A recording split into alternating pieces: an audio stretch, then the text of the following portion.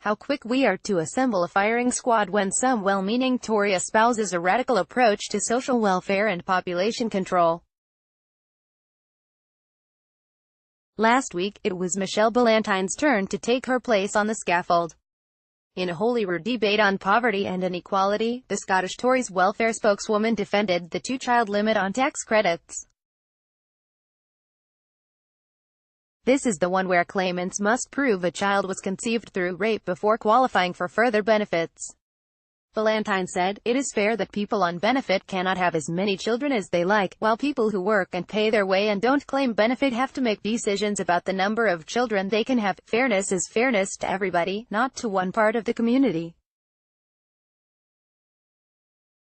Michelle Ballantyne, her acute observation caused indolent lefty liberals like me predictably to have an emotional meltdown. Yet many of us ignored what the MSP for South Scotland said next: "Fairness is fairness to everybody, not to one part of the community." With this, it all began to make sense. Ballantyne wasn't really talking about sexually incontinent poor people. Her remarks carry profound consequences for many affluent people throughout the UK. And where better to start than with our own chocolate box royals in the House of Windsor? The fecundity of the UK royals continues to amaze.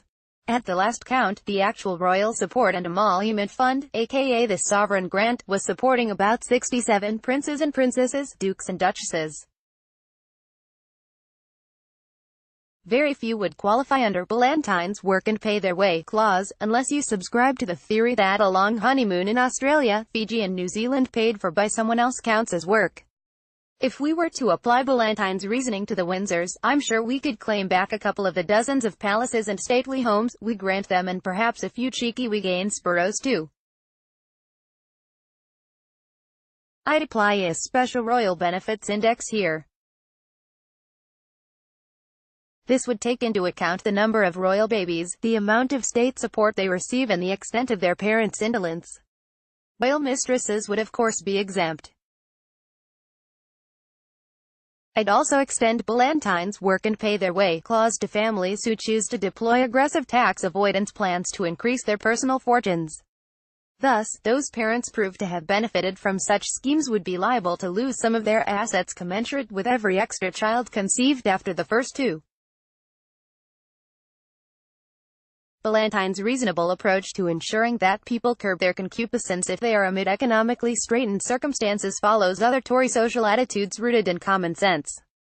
When the Trussell Trust announced earlier this year that 2017 had seen a new record high in the number of food parcels being handed out at food banks, there came the usual hand-wringing and outrage from the 90-minute socialists among us.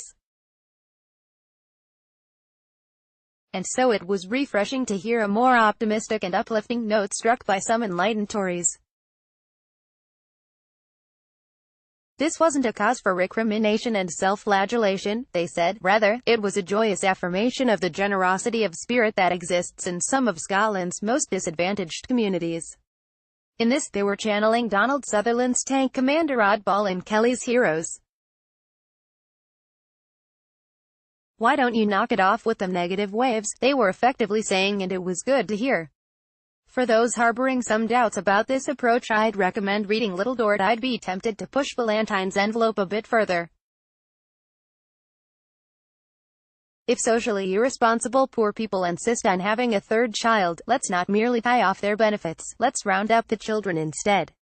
Such a practice might at first glance seem draconian and heartless, but it has a long and noble history. Why, the aristocratic classes have been doing this for centuries. Each year, their children are packed off unceremoniously to boarding school and are rarely seen by their parents again. In this way, the remotest outposts of the British Empire were maintained with a steady flow of fresh blood, mercifully free from any emotional ties with mater and pater. Thus, when it came to enslaving the children of foreign tribes to feed the machinery of empire, they were unmoved by sentiment or empathy. Similarly, the third-born children of poor Scots families could receive a serviceable education and some nutritional gruel in special facilities before being put to good use in gardens and roadsides, perhaps the odd war, at the state's pleasure. Who knows, perhaps we could even use these children to trial experimental drugs. This would have the added benefit of keeping animal rights protesters happy. For those harboring some doubts about this approach, I'd recommend reading Charles Dickens's Little Dorrit, published in 1857. This was nothing if not a celebration of the happiness and camaraderie that can exist in such places. Sometimes, we can look to ancient history for lessons in how to maintain a fit populace and instill in poor people much-needed lessons in discipline and self-mortification. I'm thinking about the Spartans here. They would leave their infants on a freezing clifftop for a night as a means of sorting out the wheat from the chaff. This was a warrior race that needed to breed physically robust specimens for the battles that would always lie ahead. The economic and social challenges faced by Britain in the long and chilly post-Brexit era will require our young to be made of stern stuff.